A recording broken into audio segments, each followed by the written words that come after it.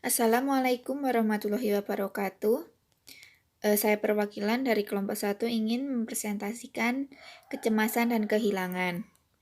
Berikut daftar dari kelompok 1. Latar belakang. Separation anxiety yang merupakan kecemasan pada bayi yaitu suatu gejala kecemasan yang ditunjukkan bayi apabila ibu tidak ada di sisinya. Pada umumnya kondisi ini dialami bayi ketika memasuki usia 6-7 bulan. Contoh bayi akan menunjukkan separation anxiety, yaitu ketika ibu meninggalkannya untuk pergi bekerja atau untuk kepentingan lainnya. Mayoritas bayi akan mengalami puncak kecemasan ini pada usia 10 hingga 18 bulan. Namun kondisi ini tidak akan berlangsung lama, karena saat memasuki usia 2 tahun, separation anxiety pada bayi mulai berkurang. Kecemasan merupakan respon normal dan patologis, bergantung pada intensitas dan durasi serta kemampuan individu melakukan coping. Kecemasan adalah suatu keadaan patologi yang kecemasan juga merupakan reaksi emosional yang timbul oleh penyebab yang tidak spesifik seperti pengalaman individu yang subjektif yang bisa menimbulkan perasaan tidak nyaman dan merasa terancam. Hampir semua individu pernah mengalami cemas, terutama sebagai akibat masalah kehidupan yang semakin banyak oleh perasaan ketakutan yang disertai sistem saraf otonom yang hiperaktif. Deskripsi umum kecemasan.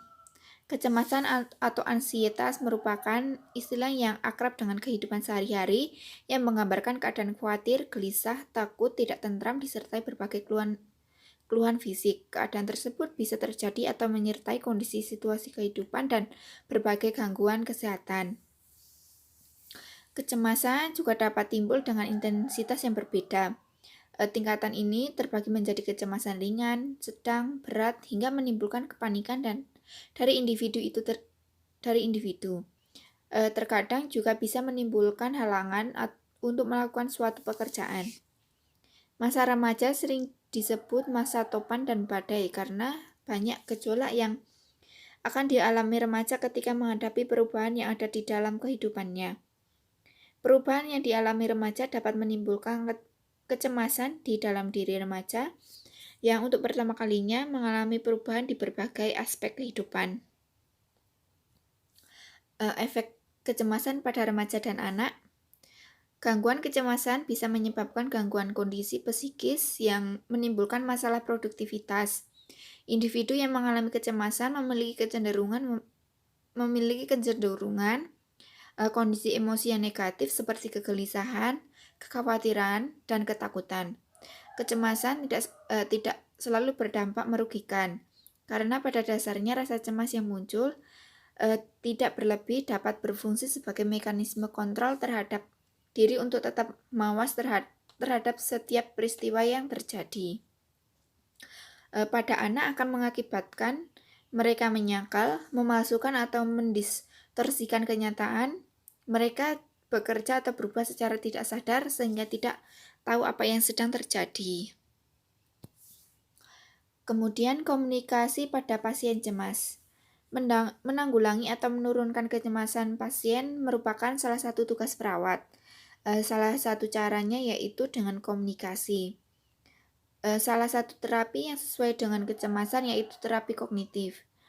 Terapi kognitif atau kognitif behavioral therapy merupakan aplikasi dari berbagai variasi teori belajar dalam kehidupan. Terapi kognitif ini berfokus pada masalah dan berorientasi pada tujuan, diarahkan pada masalah-masalah yang berkembang pada situasi sekarang dan saat ini, yang memandang individu sebagai pengambil keputusan penting tentang tujuan atau masalah yang akan dipecahkan dalam proses terapi. Pengkajian kecemasan.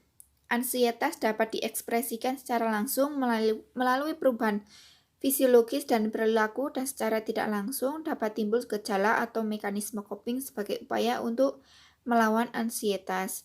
Peningkatan ansietas perilaku dan meningkatkan sejalan dengan meningkatnya ansietas.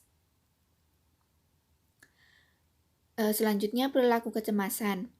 Menurut Wiggins dalam Sudarmi dan Astutik tahun 2016, pasien yang mengalami gangguan kecemasan akan menimbulkan gejala sebagai berikut, yaitu gelisah, adanya perasaan tidak berdaya, tidak nyaman dan menarik diri, insomnia, gangguan pola makan, komunikasi verbal menurun, perasaan terancam atau ketakutan yang luar biasa, pikiran terpusat pada gangguan fisiknya dan kesadaran diri menurun, merasa mual dan banyak berkeringat, gemetar dan sukar tidur. Tahapan kehilangan atau kedudukan. Tahapan kedudukan menurut Elizabeth Kubler-Ross yaitu 1. Penyangkalan dan pengasingan diri. Tahap ini merupakan tahap penyangkalan yang dilakukan oleh seseorang yang mengalami kedudukan atau pasien yang divonis memiliki penyakit yang mematikan dan merupakan suatu bentuk pertahanan yang dilakukan untuk dirinya sendiri. Yang kedua, kemarahan.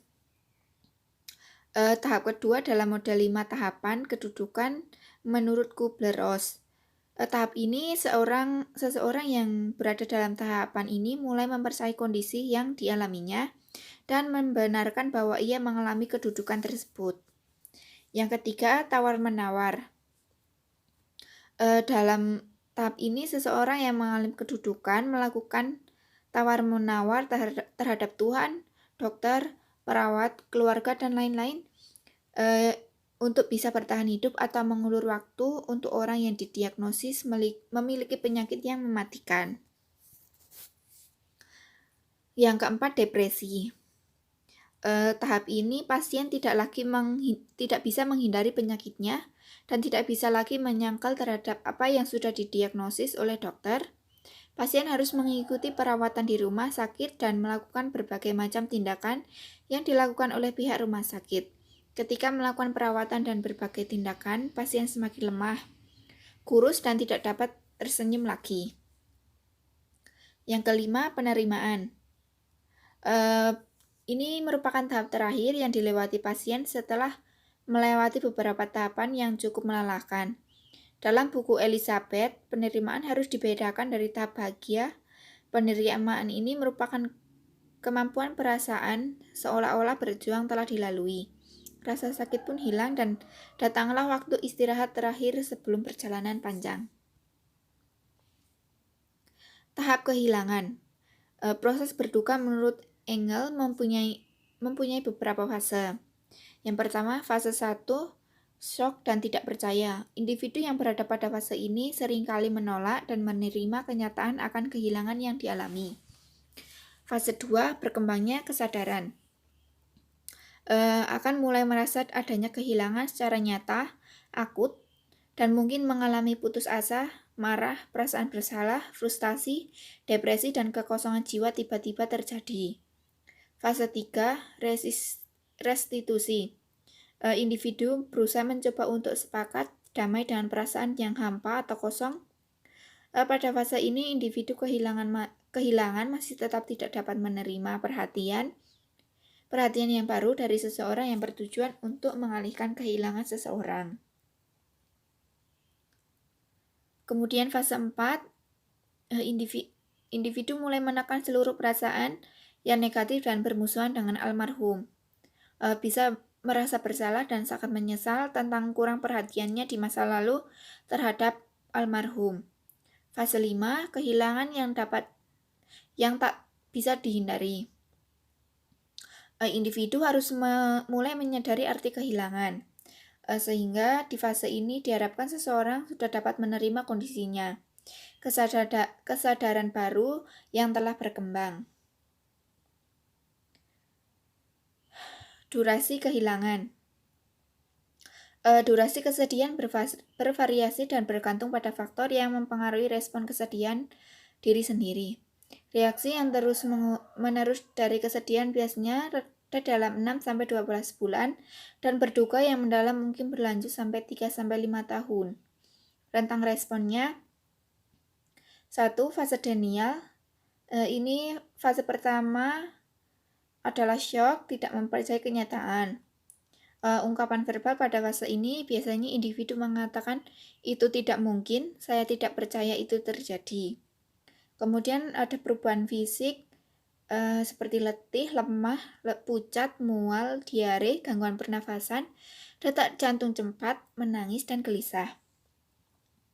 Kedua, fase anger atau marah. Individu mulai menyadari akan kenyataan yang terjadi, timbul respon marah diproyeksikan pada orang lain. Reaksi fisik yang timbul adalah muka merah, nadi cepat, gelisah, susah tidur, tangan mengapal, serta perilaku yang agresif. Yang ketiga, fase bargaining atau tawar-menawar. Ungkapan yang verbal pada fase ini yaitu kenapa harus terjadi pada saya, kalau saya yang sakit bukan saya. Kalau saya yang sakit bukan saya. Seandainya saya hati-hati. Fase depresi ini menunjukkan sikap menarik diri, tidak mau bicara, atau putus asa. Gejala di fase ini individu menolak makan, mengeluh sulit tidur, letih, dorongan libido menurun. Fase acceptance, pikiran pada objek yang mulai berkurang. Ungkapan verbal pada fase ini adalah apa yang bisa saya lakukan agar saya cepat sembuh? Akhirnya saya harus operasi. Ritual kematian. Ritual kematian dalam tradisi Jawa merupakan bentuk penghormatan yang diberikan oleh yang hidup terhadap yang mati. Diiringi dengan doa-doa untuk kebaikan yang sang jenazah, sekaligus pengingat bagi yang hidup bahwa suatu saat akan mengikuti jejaknya. Ritual ini biasanya berlangsung selama beberapa hari dan terus dilakukan dalam durasi beberapa tahun setelahnya. Asuhan keperawatannya, ansietas berhubungan dengan konflik tujuan hidup. Setelah dilakukan tindakan selama 2x24 jam, diharapkan permasalahan ansietas dapat teratasi dengan hasil. Tingkat kecemasan dengan label 1211 dan NIK dengan teknik menangkas dengan label 5880. Kesimpulannya, kecemasan merupakan kekhawatiran dan rasa takut yang intens, berlebihan dan terus-menerus sehubungan dengan situasi sehari-hari. Bisa terjadi hal seperti jantung berdenyut kencang, napas tersengal-sengal, berkeringat, merasa lelah. Rasa cemas dapat bersifat normal dalam situasi yang menegangkan, misalnya berbicara di depan umum atau mengerjakan ujian. Rasa cemas hanya indikator penyakit yang jika perasaan menjadi berlebihan, menguras tenaga dan pikiran, serta mengganggu kehidupan sehari-hari. Berikut daftar pustakanya. Saya akhiri. Jika ada salah kata, saya mohon maaf. Jika ada pertanyaan, dipersilahkan.